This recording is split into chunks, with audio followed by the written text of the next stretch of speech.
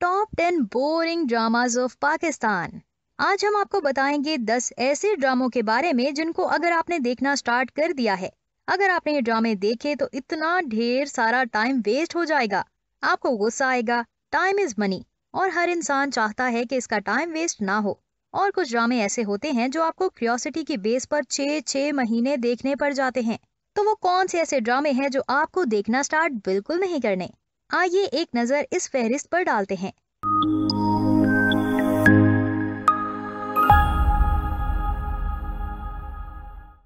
Number 10, door. इस ड्रामे के अंदर जो सानिया सईद का गेटअप था और खास तौर पर जो इनकी एक्टिंग थी वो बहुत ही ज्यादा फेक थी।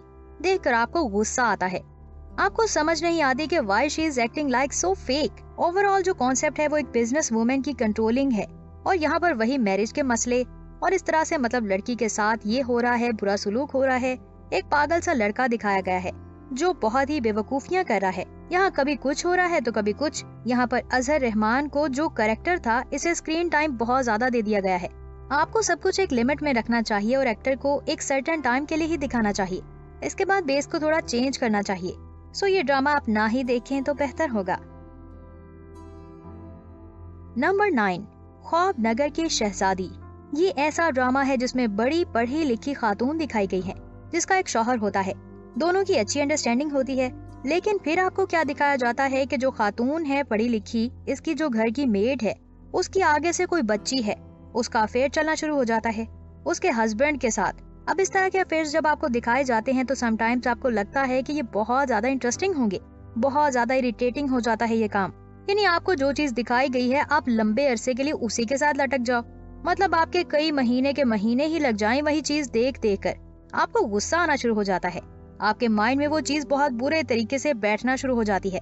इस ड्रामे की रेटिंग इसलिए भी बहुत ज्यादा हाई होती है क्योंकि यहाँ पर लोग तनकीद बहुत ज्यादा करते हैं और देखा जाए तो ये हमारे मर्दों को क्या कंसेप्ट दे रहे हैं। इस ड्रामे को लेकर बहुत सारी फैमिलीज का ये भी ख्याल था कि देखो मर्द कितने घटिया होते हैं, और खास तौर पर जो एक हवा चल पड़ी थी इस ड्रामे को लेकर, फीडबैक्स को लेकर, वो बहुत ज्यादा ही अननोइंग थी।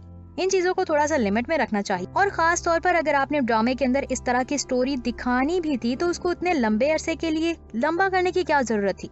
मतलब ख्वामखा अवाम के जज्बात के साथ खेलने वाली बात थी। सो आप इस बेकार ड्रामे को ना ही देखें तो बेहतर होगा।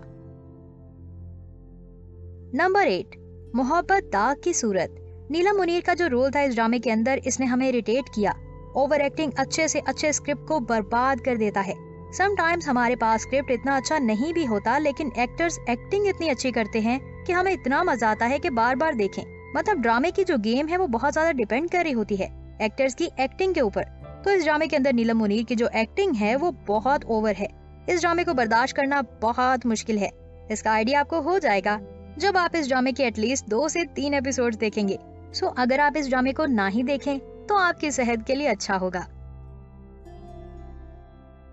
नंबर 7, अमानत। अमानत ड्रामा का पहला एपिसोड जब आप देखेंगे तो उसको देखकर लगेगा कि ये थोड़ा इंटरेस्टिंग होगा, लेकिन मसला यहाँ पर भी वही है। इमरान अब्बास की समझ नहीं आती कि क्यों इतनी एक जैसी एक्टिंग करते हैं, वो एक जैसे रोज लेते हैं। एक चीज जब हम देख चुके हैं कोई चांद रख के अंदर, वैसे ही सिनेरियो आपने दोबारा बना लिया थोड़ा सा हक के अंदर। अब अगर 2 ड्रामों में आप थोड़े से फेमस हो ही गए थे, आपके ड्रामे अच्छा पैसा बना ही गए थे, तो इसका मतलब क्या है कि आप दर्जन ड्रामे इसी थीम को लेकर चलेंगे। फिर वो करेक्टर को एक्स्ट्रा ब्यूटीफाई करके दिखा रहे हैं, करेक्टर को एक्स्ट्रा पॉलिश करके दिखा रहे हैं, इंडियंस की नकल कर रहे हैं। लिटरली ये बहुत बड़ी गलती कर रहे हैं। हमारे पाकिस्तानी ड्रामास की खास बात ये थी कि वो बहुत ही मुनासिब थे, ना ही ज्यादा मेकअप ना ही ज्यादा ड्रामेबाजी, मतलब रियलिटी बेस्ड लगते थे। लेकिन इस ड्रामे ने तो रियलिटी का बेड़ा ही गर्क करके रख दिया। सो आप इस ड्रामे को ना ही देखें तो बेहतर होगा। नंबर 6, मेरे अपने। इस ड्रामे में दिखाया जाता है कि आपके अपने आप के साथ कैसा सलूक करते हैं। एक लड़की जब शादी करके ब्याह करके जाती है तो वहाँ पर उसका जो खानदान होता है वो उसके अपने बन जाते हैं, और फिर उसके अपने इसके साथ कितना बुरा सलूक करते हैं। वैसे भी बेचारी लड़कियों के ऊपर इतना जुल्म होता है और ऊपर से आपने दिखाया है वट्टा सट्टा। इस ड्रामे के अंदर एक बड़ा जेन्युइन इशू है हमारी सोसाइटी के अंदर, और आपको इसको एक्सपोज करना चाहिए कि भाई वट्टा सट्टा की शादी ना ही करो तो बेहतर है। लेकिन मेरे ख्याल से इस ड्रामे को लिखते वक्त राइटर ने अपनी सारी फ्रस्ट्रेशन इस ड्रामे में लिख दी है, और ये थोड़ा सा अनरियलिस्टिक भी हो जाता है। इस ड्रामे में बहुत सारे ऐसे सीन हैं जिनको देखकर आप कहेंगे कि अब ऐसी भी बात नहीं। यहाँ पर चीजों को थोड़ा ज्यादा ही एग्जैजुरेट करके दिखाया जा रहा है, बहुत ज्यादा इनको खींचा जा रहा है, बिना बेस के ड्रामे को खींच रहे हैं। यानी कि ये ड्रामा आप ना ही देखें तो बेहतर है। नंबर 5, मोहब्बतें चाहते। समझ नहीं आती कि जुनैद खान इतने कमाल के एक्टर हैं कि आप कहीं भी इनका माइनर सा रोल भी देखेंगे तो आपको काफी मजा आएगा, लेकिन इस ड्रामे के अंदर एक अजीब ही जोकर बना दिया है उनको। अब हीरा मानी को पता होना चाहिए कि आप कितनी सीनियर एक्ट्रेस हैं, आप क्यों इस तरह के स्क्रिप्ट पकड़ रही हैं, मतलब कि जिसके अंदर खास जान ही नहीं है। सो ये ड्रामा भी आप ना ही देखें तो बेहतर है। नंबर 4, कयामत। अब एहसन खान को अगर आपने उडारी में दिखाया था, उसने बड़ा कमाल का एक रोल प्ले किया जिससे आप मान लो चलो ठीक है एक अच्छा सोशल मैसेज मिल रहा हो, और यहाँ पर वो इतनी स्टूपिडिटीज कर रहा है। वहाँ पर तो वो जज रही थी, अब यहाँ पर भी आप उनको सिमिलर रोल दे रहे हैं। ये तो कैरेक्टर को रोल देने वाली बात है, और जिस कैरेक्टर पर जो रोल सूट करता है उसको वही देना चाहिए।